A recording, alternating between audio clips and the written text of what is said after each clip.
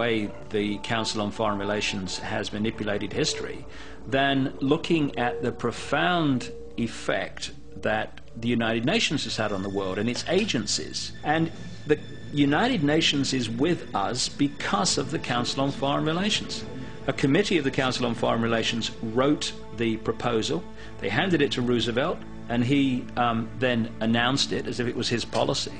At the first meeting in San Francisco to launch the United Nations, 74 of the American delegation were members of the Council on Foreign Relations. It is this group, conspiracists contend, that from its founding has also pulled the strings of an American war machine.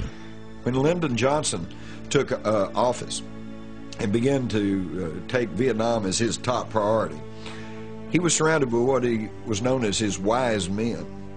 And almost every one of them, to a man, were members of the Council on Foreign Relations and were pushing for that globalist agenda and for their agenda, which included our control over Southeast Asia.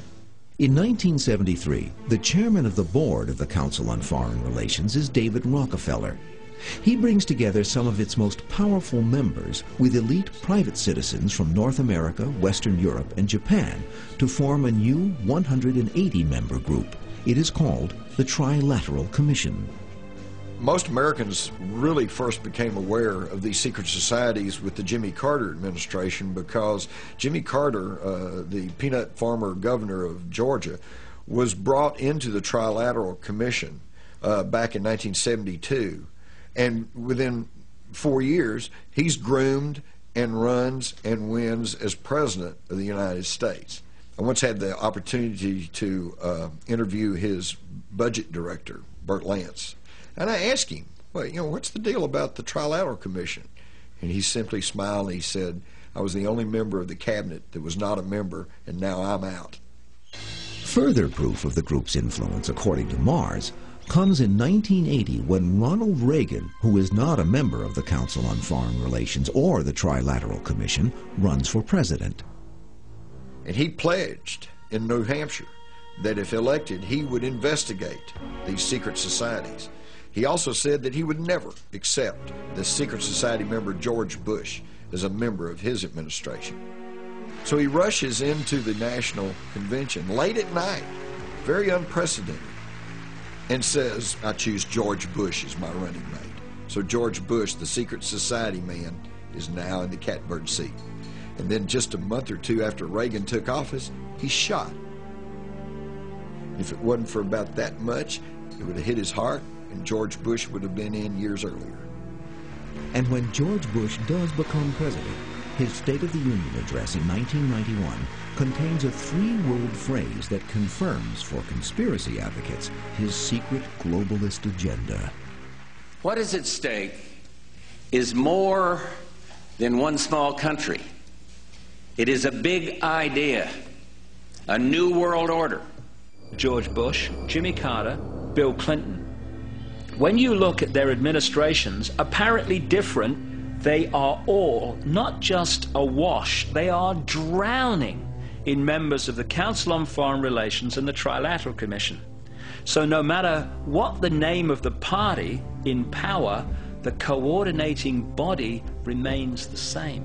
These are groups of people who indeed have influence and in some cases are powerful, but they're not meeting with the goal that they're going to act in a unified way and in a clandestine way to seize power. That's just a complete misreading. But the specter of a secret agenda is raised by the fact that although these groups publish membership lists, agenda notes, and have their own magazines or papers, meetings are officially off the record.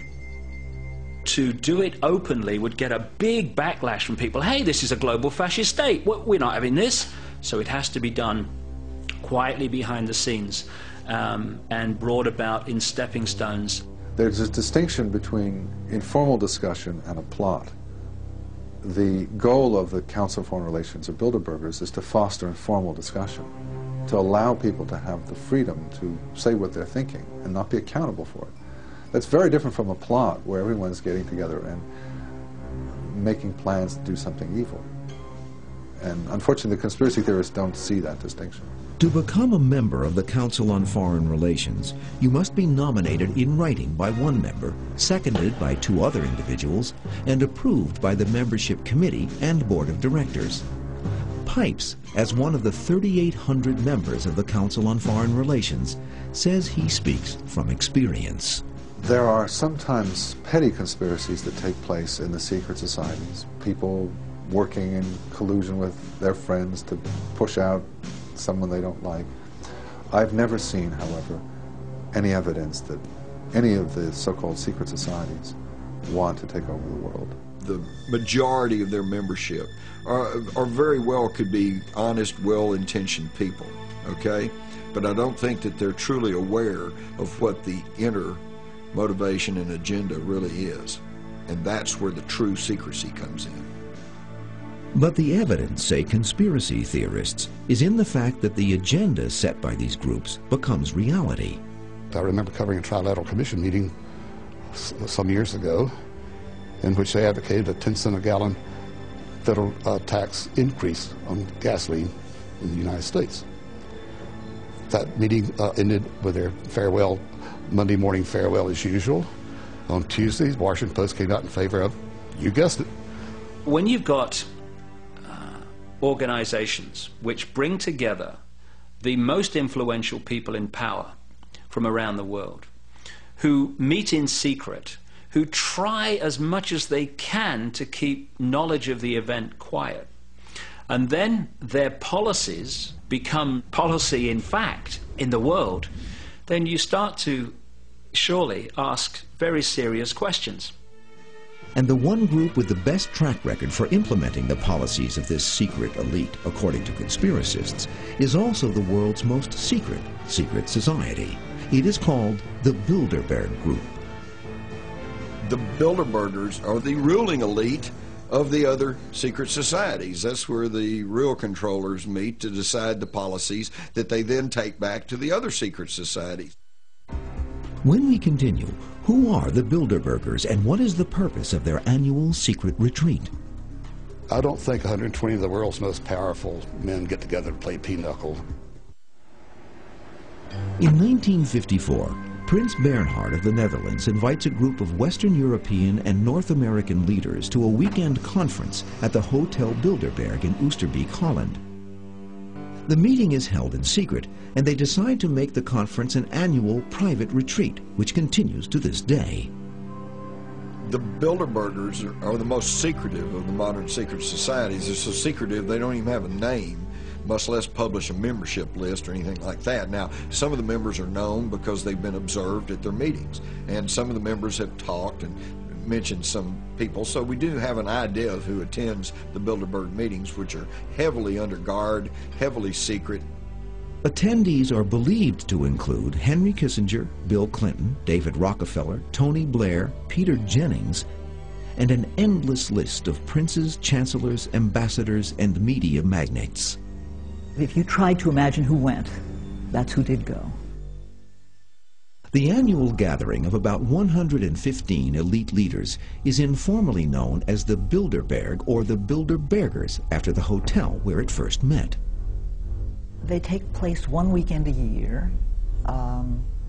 They usually take place in some Western European country. Every 4 years, I think they take place in the United States. They're nearly always at resorts. Security for these meetings is extremely tight.